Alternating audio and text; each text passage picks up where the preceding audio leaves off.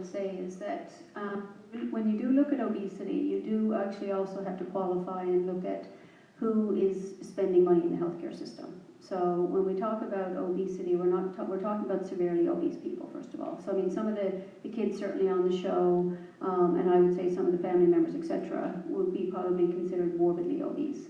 So when we talk about BMIs and things, we're talking about people who are BMIs over 35 and 40. I mean, these are quite big people, noticeably big. They tend to be the group of people that are in the healthcare system more. They're going to see their doctors more. They've got diabetes, hypertension, high cholesterol, sleep apnea, etc. And yes, they would be using the system a lot more. In terms of just generally people who are overweight or sort of kind of at the lower end of obesity, typically no, they're not actually using the system more. But I guess what the concern is, which again, is that we're seeing more and more of these big people. So I guess they're a small percentage, but they're actually increasing in number. They will start to use the system more. I was interested too in the affordability question, because that is obviously a big issue here in Newfoundland and Labrador. It's hard to get fresh food, and it is a lot more expensive.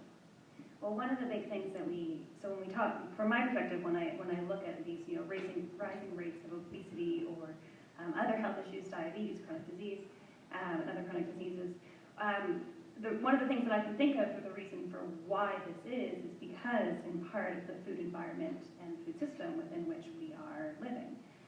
Certainly as a province, I mean, as you spoke about at the beginning, is we are only producing approximately 10% of the fruits and vegetables that are available through major wholesalers. We're only producing approximately 2% of the red meats. We're exporting most of the fresh fish that we are producing here in the province. So I mean, we're setting ourselves up to be incredibly dependent on outside food sources. And when you think about the big food system that we're dependent upon and how vulnerable that is, it's not surprising to then see when you go to the communities across the province that fresh, healthy foods are incredibly expensive. They're of poor quality, so they're not desirable. They're not things that people are going to be wanting to consume.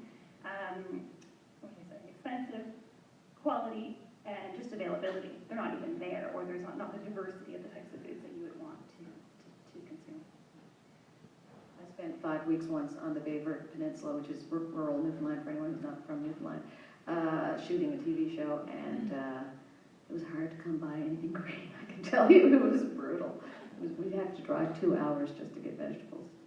I would want to say, though, at the same, so I mean, we face these incredible issues, but at the same time, over the past, 5 to 10 years, we've seen an incredible growth in the number of community-based initiatives that are helping to address those. So farmers markets, community gardens, community freezer programs in the north that are helping people have access to country food. Like it's incredible what the communities are coming up with to solve that. And that's certainly a part of the bigger solution. Now I'm going to open up the floor to questions. Does anyone have any questions?